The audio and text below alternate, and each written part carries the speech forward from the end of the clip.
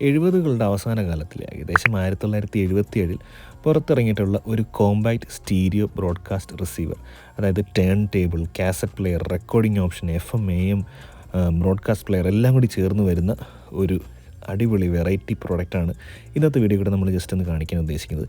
National പാനസോണിക്കിൻ്റെ original Japan made ഒരു compact stereo player SG1090L എന്ന് പറയുന്ന ഒരു മോഡലാണ്.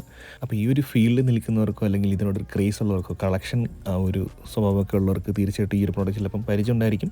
അല്ലെങ്കിൽ നിങ്ങളിൽ ആരെങ്കിലും ഈ ഒരു പ്രോഡക്റ്റ് ഉപയോഗിച്ചിട്ടുണ്ടെങ്കിൽ, കാരണം ഇത് ഇന്ത്യയിൽ ഉണ്ടായിരുന്നോ എന്ന് എനിക്കറിയത്തില്ല, അപ്പം അങ്ങനെ ഉപയോഗിച്ചിട്ടുണ്ടെങ്കിൽ തീർച്ചയായിട്ടും കമൻറ്റ് ചെയ്യുക, അത് വളരെ ഇൻട്രസ്റ്റിംഗ് ആയിരിക്കും. അപ്പോൾ ഇത് ജസ്റ്റ് ഒരു ക്വിക്ക് വീഡിയോ മാത്രമാണ്. ഇതിൻ്റെ ഭയങ്കരമായ ഡീറ്റെയിൽസ് ഒന്നും നോക്കാനുള്ള ഒരു റിസർച്ച് ചെയ്യാനുള്ള ടൈമൊന്നും നമുക്ക് കിട്ടിയില്ല. അപ്പം നിങ്ങൾക്ക് താല്പര്യം ഉണ്ടെങ്കിൽ നമ്മൾ തിരിച്ചിവിടെ വന്നിട്ട് ഈ ഒരു പ്രോഡക്റ്റ് അവൈലബിൾ ആണെങ്കിൽ, സ്റ്റിൽ ആരും എടുത്തിട്ടില്ലെങ്കിൽ നമുക്കത് വാങ്ങിച്ചിട്ട് ഇതിൻ്റെ ഒരു ടിയർ ഡൗൺ വീഡിയോ, എന്തൊക്കെയാണ് ഇതിൻ്റെ ഉള്ളിൽ അന്നത്തെ കാലഘട്ടത്തിൽ എങ്ങനെയൊക്കെയാണ് ഇതിൻ്റെ വർക്കിംഗ് ഒക്കെ നമ്മൾ ജസ്റ്റ് വേണമെങ്കിൽ നമുക്കൊരു വീഡിയോ ആയിട്ട് ചെയ്യാം. താല്പര്യമുണ്ടെങ്കിൽ തീർച്ചയായിട്ടും കമൻറ്റ് ചെയ്യുക.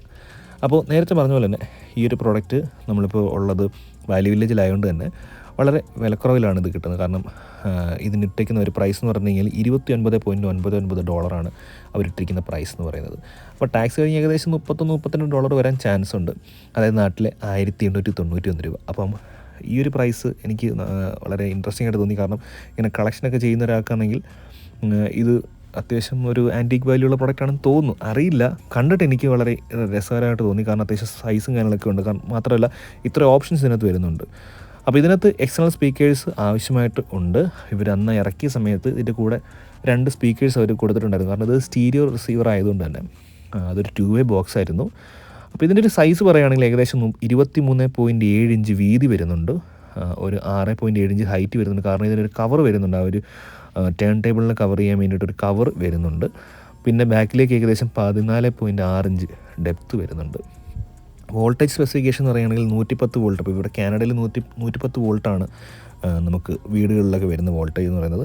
പിന്നെ 120, 220, 240 വോൾട്ടും ഈ ഒരു ഡിവൈസിൽ സപ്പോർട്ട് ചെയ്യുന്നുണ്ട്. അതുകൊണ്ട് തന്നെ എനിക്ക് തോന്നുന്നു ഏഷ്യൻ രാജ്യങ്ങളിലൊക്കെ ഇവർ ലോഞ്ച് ചെയ്തിട്ടുണ്ടാകാൻ ചാൻസ് ഉണ്ട്. കൃത്യമായിട്ട് അറിയത്തില്ല, കാരണം ഞാൻ നേരത്തെ പറഞ്ഞാൽ എനിക്ക് ഡീറ്റെയിൽ ആയിട്ട് റിസർച്ച് ചെയ്യാനുള്ള ടൈം കിട്ടിയില്ല. ഇന്ന് കണ്ട് ഇപ്പോൾ തന്നെ വീഡിയോ എഡിറ്റ് ചെയ്ത് പിറ്റേന്ന് തന്നെ അപ്ലോഡ് ചെയ്യാൻ വേണ്ടിയിട്ടാണ് ഞാൻ നോക്കുന്നത്. ആക്ച്വലി വെയിറ്റ് ഉണ്ട്, 9.3 കിലോ ഭാരം ഇതിന് വരുന്നുണ്ട്. ഇനി ഇതിൻ്റെ പവർ ആംപ്ലിഫയർ സെക്ഷനിലേക്ക് വരികയാണെങ്കിൽ STK040 എന്ന് പറയുന്നൊരു IC ആണ് ഇതിൽ ഉപയോഗിച്ചിട്ടുള്ളത്. അങ്ങനെ ഭയങ്കരമായ പവർഫുൾ ആയിട്ടുള്ളൊരു IC ഒന്നുമല്ല. 44 വാട്ട്സാണ് അവർ PMBO പറയുന്നത്.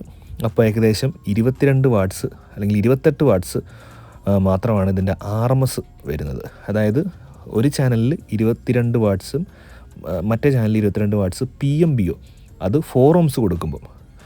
അപ്പം ശരിക്കുള്ള വാട്ട്സ് നോക്കുകയാണെങ്കിൽ ഒരു ചാനലിൽ 14 വാട്ട്സും അടുത്ത ചാനലിൽ 14 വാട്ട്സും, അങ്ങനെ ടോട്ടൽ 28 വാട്ട്സാണ് ടോട്ടൽ ഇതിന് വരുന്ന RMS പവർ എന്ന് പറയുന്നത്. അത് 4 ohms കൊടുക്കുമ്പോഴാണ്. 8 ohms കൊടുക്കുകയാണെങ്കിൽ വീണ്ടും പവർ കുറയും.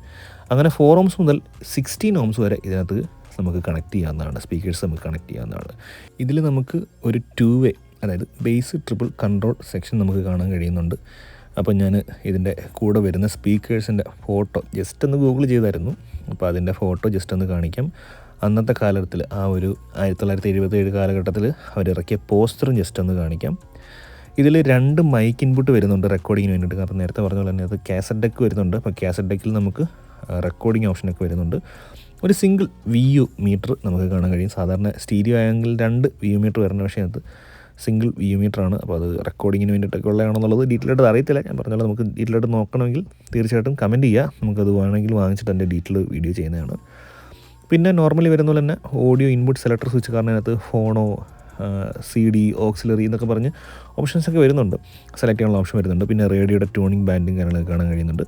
മുകളിലെ സൈഡിലേക്ക് നോക്കുകയാണെങ്കിൽ നമുക്കൊരു കാസറ്റ് ഡെക്ക് വരുന്നുണ്ട്. പിന്നെ ടേൺ ടേബിളും വരുന്നുണ്ട്, ഒരു കവറും, ഇത് പൊടിയൊക്കെ കയറായിരിക്കും കവറും.